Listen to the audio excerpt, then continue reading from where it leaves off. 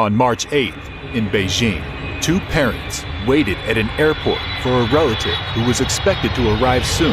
After boarding the MH370 plane from Kuala Lumpur, they had planned so much for their arrival filled with ecstasy after a long span of being separated. Those plans would, however, be utterly destroyed. As time went on with no contact with a landing plane, stress and worries slowly started to creep into their minds. The last straw was being informed by the airport attendants that their flight had disappeared without a trace, with no hopes of contact.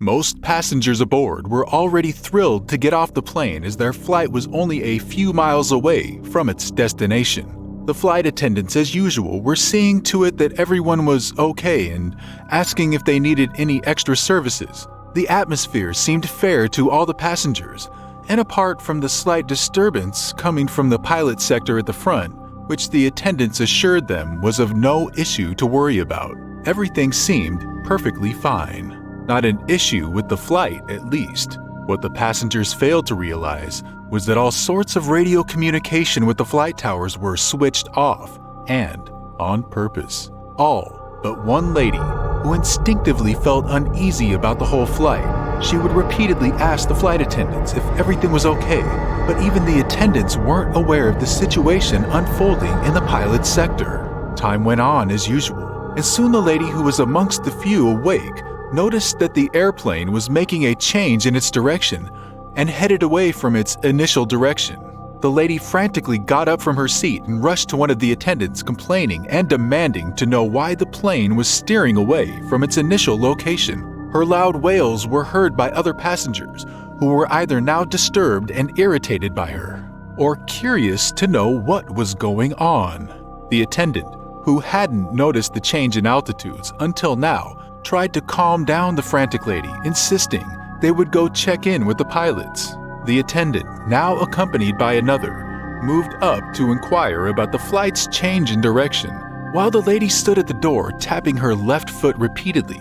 After a while, that felt like forever, the flight attendants returned and assured the lady that everything was fine, that the initial airport where the plane was to land had experienced some complications and now it was required that the plane made for another country closer where the passengers could board another plane. At least, that's what the pilot, Captain Zahari Ahmad Shad, had told them. After a while of thinking it through, the lady finally decided to get some rest and agreed with the attendants. She returned to her seat where she buckled up and closed her eyes for a quick nap. As she slept, she experienced the worst nightmare she ever had of a plane crashing into the ocean and exploding into several pieces. She watched all this on a solid platform on the ocean's surface. As she looked down at what she was standing on, she realized it was a piece of the plane torn from the impact it had on the ocean surface. At that moment, felt an unbearable pressure against her body holding her back. She opened her eyes, awakened from her sleep, and could tell there was something completely different wrong. The plane was tilted down from the front, actually falling.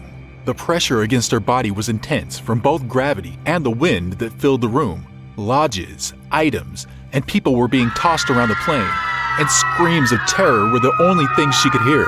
Without a thought of much of what to do, and with only the regret that she couldn't reach her destination to be with her loved ones, she took in a sharp, deep breath, almost as if she knew she was about to go underwater.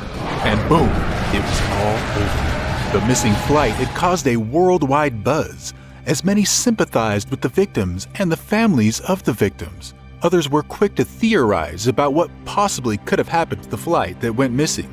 And while there have been some discoveries that turned up years later that would lead the investigation teams to come up with the ideas or theories as to what may have caused the plane to disappear, no one can confirm for sure what truly was the cause of the disappearance of flight MH370.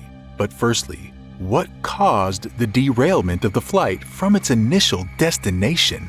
A question only the victims on board the plane could possibly answer. However, there have been no records made public of survivors, and it's theorized that there weren't any, reaching an altitude of 10,700 meters. At 1:01 a.m., flight MH370 took off at 12:41 a.m. From here on, irregular activities were noticed to have taken place on several systems, which were used to communicate were switched within the span of 30 minutes. Firstly, the aircraft communication addressing and reporting system used to transmit data about the flight's performance was lost. The crew's last communication was heard at 1:19, and the air traffic control tower lost signal with the plane's transponders soon after that. Though these signals were lost, the plane's movement was still recovered at several points. The last signal received showed that the plane was about to enter Vietnamese airspace over the South China Sea.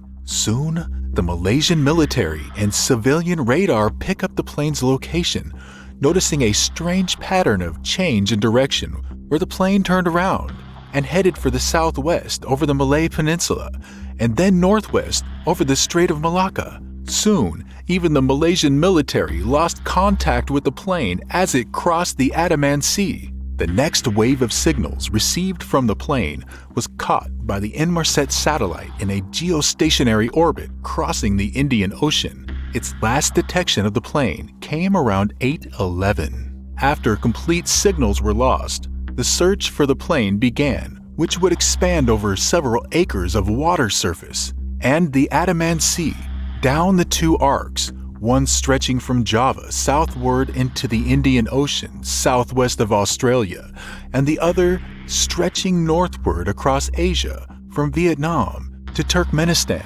and then to the Indian Ocean. Eventually, Malaysian Prime Minister Najib Razak announced on March 24th that the plane was believed to have crashed in a remote part of the Indian Ocean, 2,500 kilometers southwest of Australia.